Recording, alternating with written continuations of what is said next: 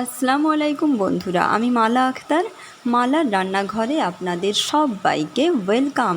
আশা করি আপনারা ভালো আছেন। আজকে আমি আপনাদের সামনে নিয়ে এসেছি দারুণ স্বাদের একটা পাউরুটির পোলাও, যেটা বাচ্চাদের স্কুলের টিফিনে বা জলখাবারে দারুণ একটা আইটেম। তাহলে চলুন পুরো রেসিপিটা প্রথম থেকে দেখে নিই। এখানে আমি একটা কোয়ার্টার পাউরুটিকে এইভাবে পিস পিস করে ফার্স্টে কেটে নিয়েছি। এটা আপনারা স্লাইস পাউরুটি দিয়েও করতে পারেন।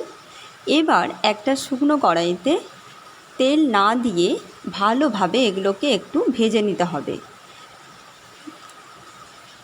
তারপর ওই কড়াইতে কিছুটা তেল দিয়ে তেলটা খুব ভালোভাবে গরম হয়ে গেলে তাতে একটা বড় সাইজের পেঁয়াজকে ছোট ছোট করে কেটে দিয়ে দিতে হবে।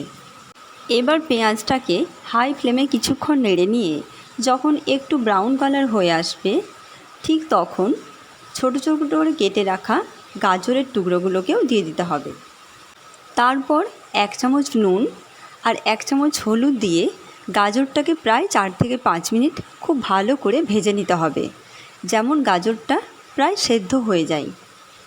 এখন বাইরে খুব জোরে বৃষ্টি হচ্ছে, যার কারণে আমার ভয়েসটাতে বৃষ্টির আওয়াজটা হয়তো বোঝা যাচ্ছে। এটা আপনাদের কাছে আমার অনুরোধ রইল, একটু অ্যাডজাস্ট করে নেবেন। এখন গাজরটা আমার প্রায় সেদ্ধ হয়েই গেছে আর খুব সুন্দরভাবে ভাজাও হয়ে গেছে।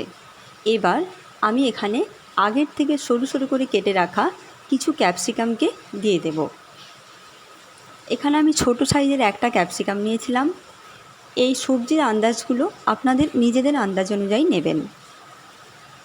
এখানে সবজির সঙ্গে ক্যাপসিকাম, গাজর এছাড়া বিনস কিংবা ফুলকপি এগুলো ব্যবহার করা যেতে পারে।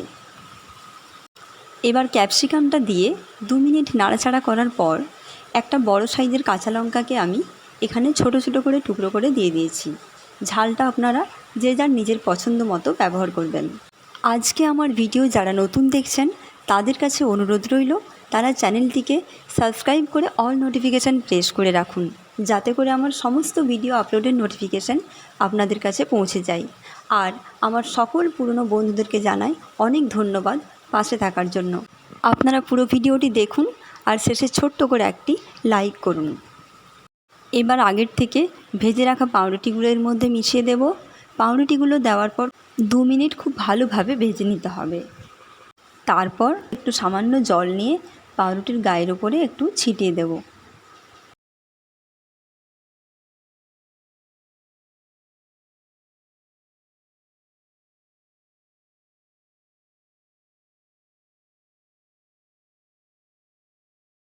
এবার জলটা দিয়ে একটু নাড়াচাড়া করে নিয়ে একটু চাট মশলা, 1 চামচ ঘি আর একটু চিনি দিয়ে খুব ভালোভাবে মিশিয়ে নিতে হবে। এবার এইভাবে একটু নাড়াচাড়া করে নিয়ে ঢাকা দিয়ে গ্যাসের ফ্লেমটাকে অফ করে দিতে হবে। আজকে তাহলে এই পর্যন্তই। আবার আসবো অন্য কোনো দিন নতুন কোনো ফ্লেভারের রেসিপি নিয়ে। ততক্ষণে সবাই সুস্থ থাকবেন, ভালো থাকবেন। ধন্যবাদ।